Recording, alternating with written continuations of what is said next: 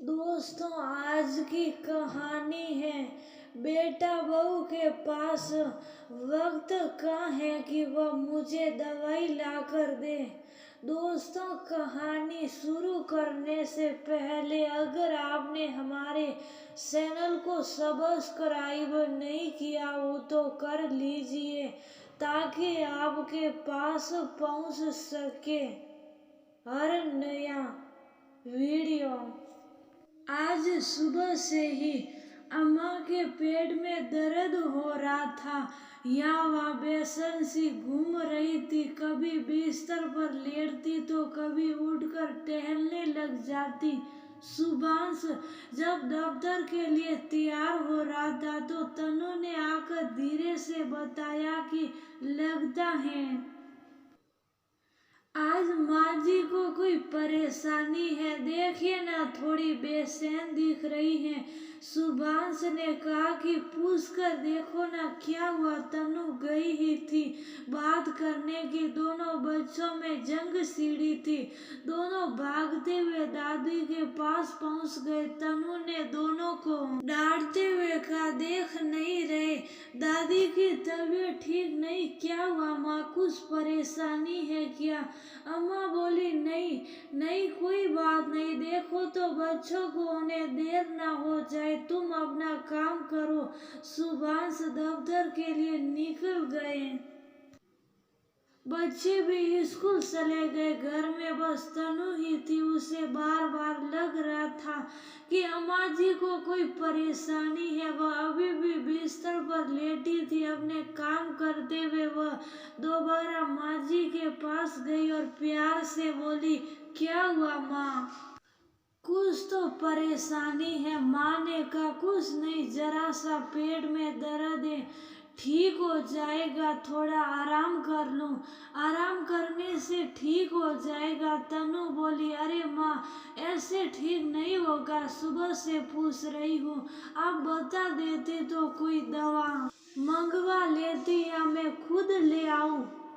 अम्मा ने आवाज थोड़ा तेज करते हुए कहा ना कोई जरूरत नहीं, ठीक हो जाएगा, जाओ अपना काम करो, कुछ हुआ नहीं कि दवा थोड़ा आराम करती हूँ, एक बार नाश्ता पानी ना करूँ, पेट थोड़ी देर खाली रहे, देखना खुद ब खुद आराम हो जाएगा।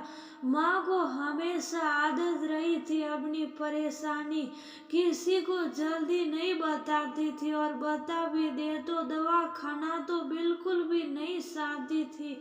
ये बात घर में आई बहू तनु भी अच्छे से जान गई थी, इसलिए कोई जल्दी पूछने भी नहीं जाता था। अक्सर अगर आप सभी अपनी परेशानी को नजरअंदाज करें तो दूसरे तो उसे बिल्कुल भूल ही जाते हैं।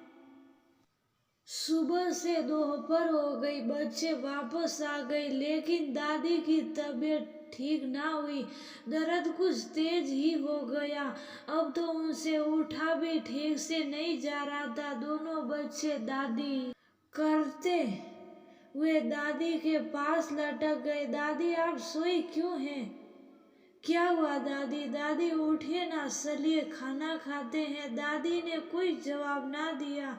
अब तो तनु से रहा ना गया। वह जरा खींच कर बोली, क्या माँ सुबह से दोपहर हो गई, आप ऐसे ही सो रही हैं, ना नाश्ता किया ना खाना खाया। अब तो उठिए, चलिए अस्पताल, डॉक्टर को दिखाए। अम्मा कराते हुए बोली, हाँ अब तो लगता है अस्पताल ही जाना पड़ेगा, बहुत दर्द हो रहा है, अब बर्दाश्त नहीं हो रहा, या कुछ दवाई ही दे है तो दो। अब तो तनु को गुस्सा आ गया। वह बोली, सुबह से आपको दवाई के लिए बोल रही हूँ पर आप की सुनती नहीं। अम्मा बोली, क्या बोलो, सुषमा को सुबह दफ्तर जाने में बेकार देर हो जाती, फिर तुम्हें भी तो कई काम होते हैं, अपने लिए किसी को परेशान करना अच्छा नहीं लगता। इस पर दवा के लिए तुम्हें अकेले जाना पड़ता, कैसे जाती तुम? तनु ने माँ को सहारा देकर बिठाते हुए कहा, पता नहीं किसी जमाने में जी रही हैं आप। क्या होता उन्हें देर हो जाती? क्या होता अगर मुझे अकेले जाना पड़ता? एक दिन कोई काम देर होने से या नहीं होने से कोई फर्क नहीं पड़ता, लेकिन अगर आपकी तबीयत अधिक खराब हो गई तो बताइए कितनी परेशानी होगी। आप थोड़ी देर रुकिए, मैं सबसे पहले दवा लेकर आती हूँ, फिर कोई काम होगा। इतना कहकर तनु घर से निकल गई। थोड़ी देर में दवा लेकर आई और अम्मा को खिलाया। घंटे 2 घंटे में अम्मा का दर्द बहुत आराम हो गया। वह उठकर तनु के पास गई और बोली, ला कुछ दे खाने को। क्या बनाया है? तनु ने प्यार से उनके गले में बाहें डालकर कहा, क्या माँ, ऐसे पुराने जमाने में होता होगा कि बैठे बैठे दर्द ठीक हो जाए, अब ऐसा नहीं होता।